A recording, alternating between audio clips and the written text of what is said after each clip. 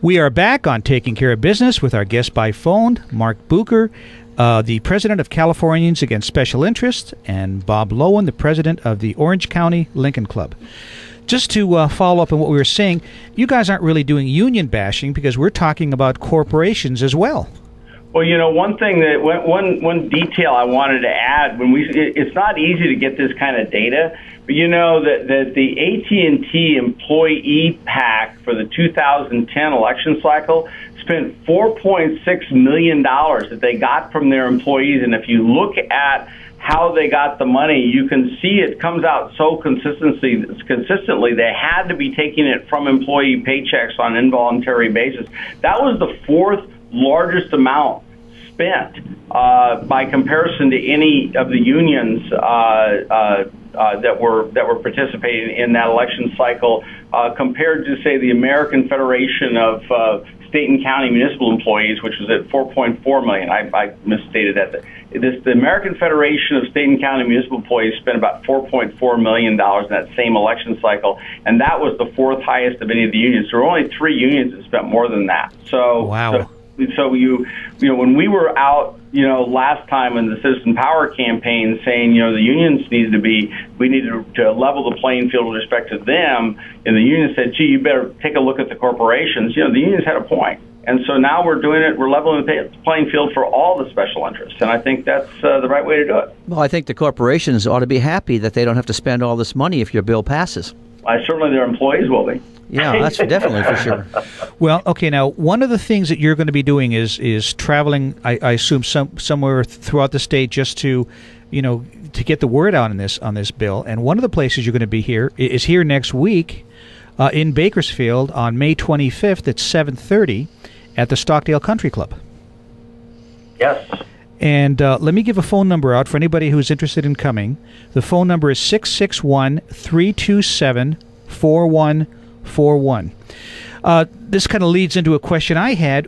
Where do you get your supporters from? Because, you know, what we're doing now is you're talking about union people that aren't going to be necessarily happy with this, and you're looking at corporations that aren't going to be happy. So who's left? Where are you going to get the supporters? Well, you know, it's a good question because, you know, we don't have the luxury of being just taking money out of people's paychecks, and there are, you know, a number. We do find that unions do like to try to use their intimidation tactics to prevent some from supporting us. So we have to go out and ask for it. And, you know, it started down here with Mark and I down here in Orange County, but we found that that our message has traction. And we're building coalitions all over the state of California. And we found that when we go to places like Bakersfield, that our message is finding traction with individuals. It actually finds traction with people that might even be affected by the initiative who say, I just don't care. I think that what you guys do you guys are right. You know, California is circling the drain. You know, every year we have $20 billion plus in budget deficits because we're spending too much, and you know, we're one of the most heavily taxed states. We can't just keep taxing ourselves to death. You know. We have one of the highest unemployment rates in the country. We have to stop that. We're dead last when CEOs are asked, you know, where do you want to put your businesses? You know, California is dead last in business friendliness, and we need to do something about this. So our coalition spreads all the way from the Bay Area all the way down to San Diego, and it includes Lincoln clubs. It includes taxpayer associations. It includes individuals that just have heard about us through things like this talk radio program, through our website, which, by the way, is stopspecialinterestnow.org, and you know, through word of mouth. And anybody who is interested in helping us and participating with us should go to our website and let us know. Well, and I want to put a fine point on this. We don't have any, as it shouldn't surprise you, any large corporations or unions are supporting this. They don't want the state taken back. They like it the way it is. If people want California back, we need their support. We need their help. And it's individuals like the people listening that are going to help make this happen. And so that's why we're coming up there next week. We'd love to see anybody who cares about this to come and join us and help support it. You know, one of my favorite lines is sometimes what you hear the unions talk about. There are these out-of-state billionaires that are supporting us, and I really wish we had one of those, or two, or three, or whatever. But we haven't got any of those, you know. But we do have people that are contributing $100 and $1,000, and if we find somebody that'll give us, you know, $5,000 or $10,000, that's really great, you know. But that's the kind of supporters we've got, and we're just trying to piece together a whole bunch of those. And so far, we've had a lot of success with that, and we're hoping to be able to piece together enough money to be able to get signature gatherers out and put this on the ballot. And I think we're going to be able to do it, but only with the help of people who are listening. Well, Clay, as a multimillionaire, maybe this is something you can donate to. It might be. So we're hoping. We didn't know Clay could be that much help to us. But pretty soon we're happy to take him to breakfast. Next Thursday at 7:30. Exactly. You had mentioned earlier that the corporations donate to both sides of the aisle. Do the unions do the same? No, this is what's interesting. The unions are actually a lot more ideological in their giving, and I have a tendency to respect that. They're actually trying to accomplish a specific goal, and they give about 95% of their money to Democrats. The corporations give it almost 50-50, with slightly leaning toward Democrats, but it's split almost perfectly down the middle, because they're just buying influence from whoever they can get it from.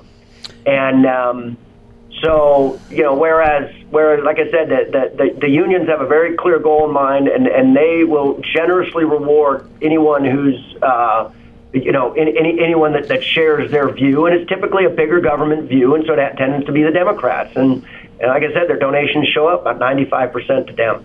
We're having a conversation by phone with Mark Bucher, the president of Californians Against Special Interest, and Bob Loewen, the president of the Orange County Lincoln Club. You know, one of the things I learned when I was in Sacramento this past week from Connie Conway, the head of the Republican Assembly, she said that the Republicans are just 2 votes away from being unnecessary, both in the Senate and in the Assembly. Were you aware of that? Oh, yeah. Yeah, the Democrats run this state. There's not one congressional office in this state that's held by a Republican. It's all held by the Democrats.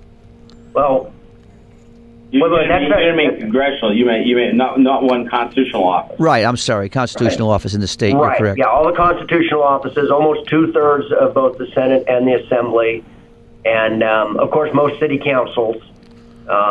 Kind of all the way up and down. It's controlled. It's controlled by the Democrats. You know, you said something kind of interesting, I think, Mark, about corporations tend to lean towards Democrats in their giving. I didn't know that.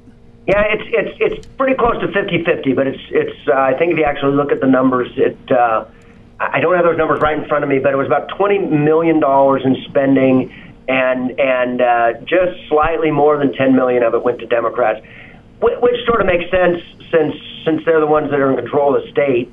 If you're just trying to buy influence, you're going to end up giving more money to the people that can make what you want to happen. Sure. Yeah, I mean, I think that it's always a rule in government that, you know, when the government is picking winners and losers, that somebody will always pay to be a winner, and they're going to pay the people that have control over who gets to be the winners. And there was an interesting little piece in San Jose Mercury News, I think, about a week and a half ago or something like that. They asked for a copy of the calendars of the members of the majority party in the Assembly. I think it was the Assembly, maybe the Senate, maybe both. But all they wanted to do is see who the meetings were with. You know, what lobbyists are they seeing and so forth. And the majority party wouldn't. I don't think they were even interested in who the minority party was seeing. And they said they decided collectively not to show them the calendars. And one of the freshman assembly women said, "Oh no, I couldn't do that because I have several CEOs whose privacy would be invaded by that. Wouldn't necessarily want it to be known that they were meeting with me." And I thought that just said it all right there. You know, it's interesting. I saw that on your website, which, by the way, we'll talk about it in a minute. It's a great, great website. But I guess it was the San Jose Mercury talked about that. That was a fascinating article. You talk about revealing. Nobody wants to let anybody disclose where they're getting the money from and who. And who they're meeting with. They don't even want it to be disclosed who they're talking to. But it also shows the influence. You know, that I mean, I think Mark's assessment of you know that if you look at overall policy, that the public sector unions control the state legislature. They clearly control the governor.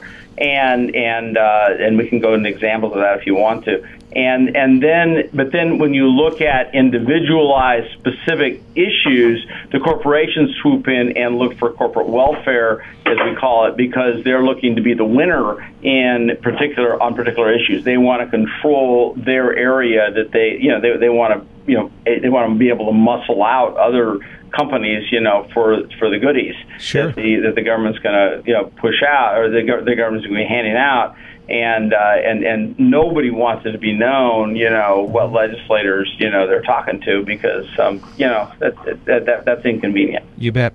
We'll pick up there where we come back in a minute on Taking Care of Business on Kern Radio Newstalk 1180.